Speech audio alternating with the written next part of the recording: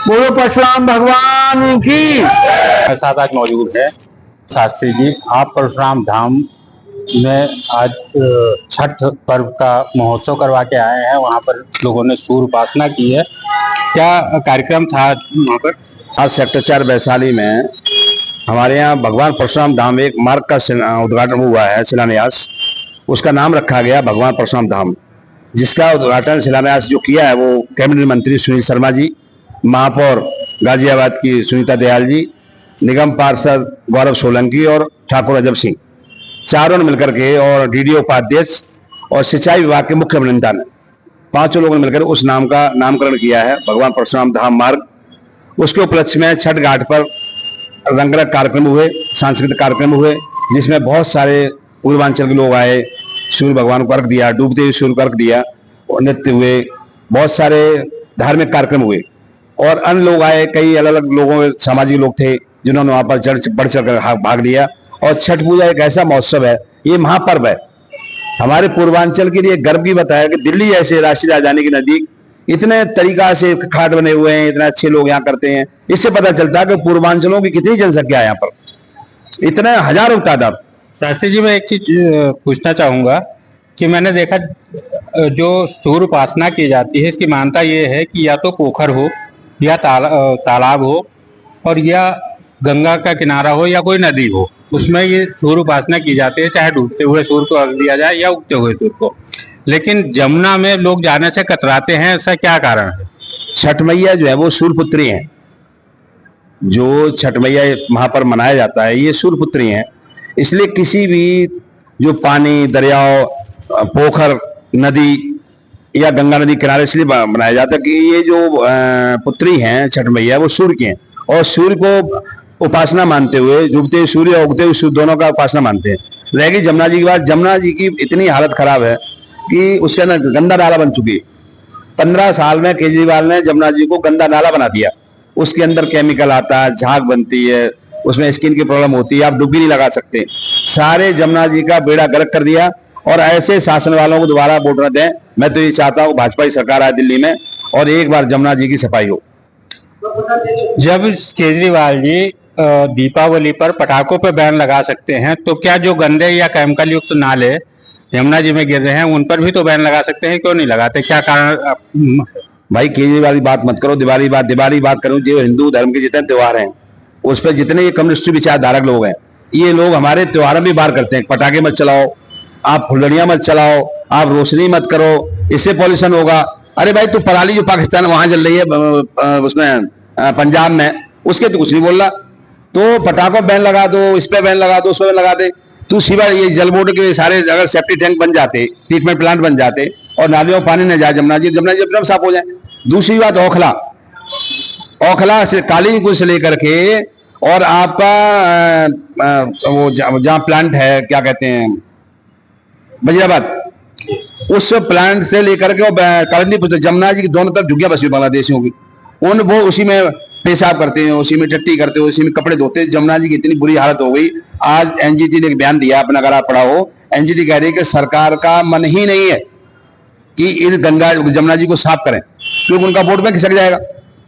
और वो सारे बांग्लादेशी हैं टोटल, कबाड़ी काम करते हैं, कोई कबाड़ी काम करता है, कोई किसी काम करता है, सब बांग्लादेशी टोटल जमुना जी किनारे आसपास। तो ये थे पंडित कृष्णानंद शास्त्री। इन्होंने बताया कि छठ महापर्व होता है पूर्वांचलियों का, लेकिन मजबूरी बस लोग यमुना जी में खड़े होकर सूर्य को अर्घ नहीं दे सकते, क्योंकि यमुना जी इतनी गंदी हो चुकी हैं, उसमें कई केमिकल युक्त नाले बहते हैं, आ रहे हैं, बल्कि और भी कई गंदगियां उसमें गिर रही हैं, लेकिन दिल्ली सरकार उस पर कोई ध्यान नहीं दे रही है। हमारे साथ अभी मौजूद हैं कपिल प्रभाकर जी। कपिल जी, ये परशुराम सेवा धाम क्या चीज है और इसका क्या उद्देश्य है? देखिए जी, हमारे यहाँ जो भगवान है, जो अवतरित भगवान है, उन मंदिरों में उनकी पूजा अर्चना और उनका विधान है नहीं।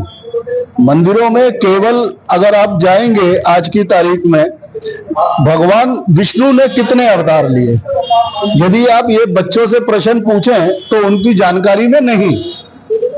और जो गुरुवार का दिन है, ये नारायण पूजन का दिन है, लेकिन क्योंकि इस दिन कोई विशेष पूजन नहीं होता, इसलिए एक गैप पड़ गया और उस गैप का लोगों ने मजारों पर जाना आरंभ कर दिया। तो जो नारायण अवतार हैं उनके धाम बने, वह मंदिरों में स्थापित हों, तो मजारों में और इधर उधर जाने से लोग बचें और नारायण की पूजा करें। गुरुवार वाले दिन हमारे यहाँ पूजन का विधान है केले के जड़ की पूजन का, लेकिन हमारे यहाँ आप चले जाएं गुरुवार को, आपको सबसे अधिक भीड़ मजारों पे मिलेगी। क्यों? ये एक प्रश्न है, क्योंकि ये गैप पड़ गया हमारे बीच में। लोगों के पास कोई जगह ही नहीं है। गुरुवार, सोमवार को शिव जी के मंदिर चले जाएंगे, मंगलवार को हनुमान जी के मंदिर चले जाएंगे, बुधवार को गणेश जी के यहाँ चले जाएंगे, शुक्रवार को लक्ष्मी जी के यहाँ चले जाएंगे, शनिवार को शनि के मंदिर चले जाएंगे। गुरुवार को कहाँ जाए? इस चीज को ध्यान में रखते हुए नारायण अवतारों की स्थापना हो मंदिरों में, इसलिए किया गया। और हनुमान जी के बाद जो सृष्टि में हमारे शास्त्रों के हिसाब से विद्यमान है, सृष्टि में विद्यमान है आज भी, वो भगवान परशुराम। इसमें आपको कितनी सफलता मिली अभी तक? मैं यदि आपको सफलता की बात करूं तो अब मैं उस विषय को लेना नहीं चाहता असल में, क्योंकि वो विषय बड़ा कंट्रोवर्शियल विषय है। आप इस मंदिर में आए हैं, मैं उन्हें रोकना चाहूंगा। कुछ दिन पहले अगर देखा जाए तो बृहस्पतिवार को मजारों पे ही भीड़ लगती थी, जैसा कि अभी आपने बताया। लेकिन फिलहाल अभी परशुराम धाम बन रहे हैं, परशुराम जी का जन्म उत्सव मनाया जा रहा है, जन्म जयंती मनाई जा रही है। इसमें कितनी बढ़ोतरी हुई है और कब से हुई है? देखिए, ये बढ़ोतरी यदि हम कहें तो ये जागरूकता समाज में आई है तब से, जब से हमारे मंदिरों पर हमले होने शुरू, मुगलों के टाइम पे हुए, अंग्रेजों के टाइम पे हुए, वो एक अलग विषय था।